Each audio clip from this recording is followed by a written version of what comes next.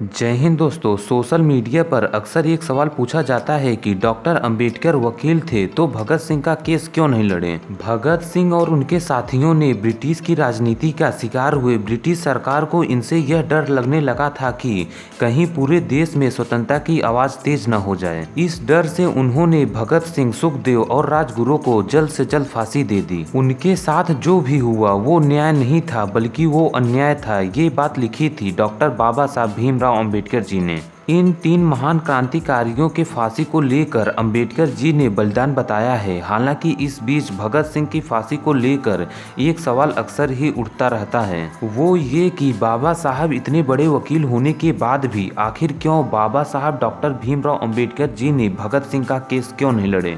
क्यों बाबा साहब ने भगत सिंह, सुखदेव और राजगुरु को फांसी से बचाने की कोशिश क्यों नहीं की। बाबा साहब भगत सिंह का केस क्यों नहीं लड़े। आज हम इसी सवाल का जवाब ढूंढने की कोशिश करेंगे। तो मेरा नाम दीपेश ओझा, आप देख रहे हैं दीपेश ओझा यूट्यूब चैनल। चलिए शुरू करते हैं। बाबा साहब ने भगत सिंह का केस क्यों नहीं लड़े, इसका जवाब जानने से पहले यह जानना बहुत जरूरी है कि उस समय का हालात कैसा था। 23.5 वर्ष की उम्र में 23 मार्च 1931 को भगत सिंह को ब्रिटिश सरकार ने फांसी पर चढ़ा दिया।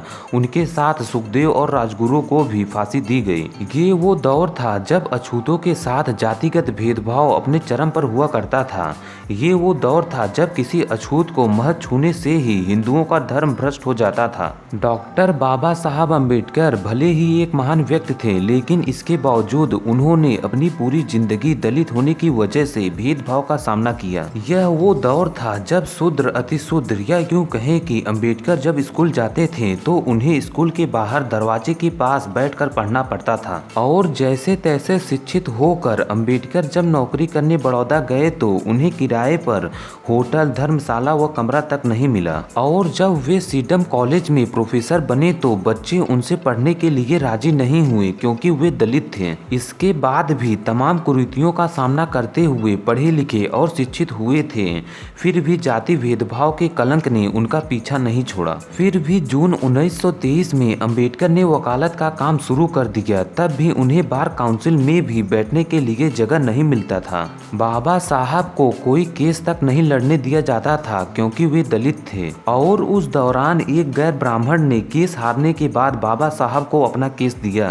तो वह केस जीतकर अंबेडकर को पहचान तो जरूर मिली थी, लेकिन फिर भी वकालत से बाबा साहब की रोजी रोटी नहीं चल पाती थी और इस वजह से उन्हें लेक्चरार का भी काम करना पड़ा। तो उस दौर में बाबा साहब भीमराव अंबेडकर को भगत सिंह का केस लड़ना संभव नहीं था। वैसे भी उस समय बाबा साहब अंबेडकर मुंबई में रहते थे और भगत सिंह का केस लाहौर में चल रहा था। ऐसे में वो केस कैसे लड़ते। और तब भी भगत सिंह का केस की पैरवी उस समय के बेहद प्रसिद्ध वकील आसिफ अली जी कर रहे थे। ऐसे में भगत सिंह के केस में उन्हें हटाकर बाबा साहब अंबेडकर को केस देना ये नामुमकिन सा था। ऐसे में अंबेडकर को लेकर ये सवाल व्यंग, नफरत या आक्रोश अथवा जिज्ञासा में पूछा जा सकता है। सवाल प्रथम दृष्टि में उचित लगता है परंतु अक्सर इसका मकसद दुष्प्रचार करना होता है। ऐसे में बाबा साहब अंबेडकर को लेकर ये सवाल ही बेतुका सा लगता है कि आखिर क्यों अंबेडकर ने भगत सिंह का केस नहीं लड़े थे।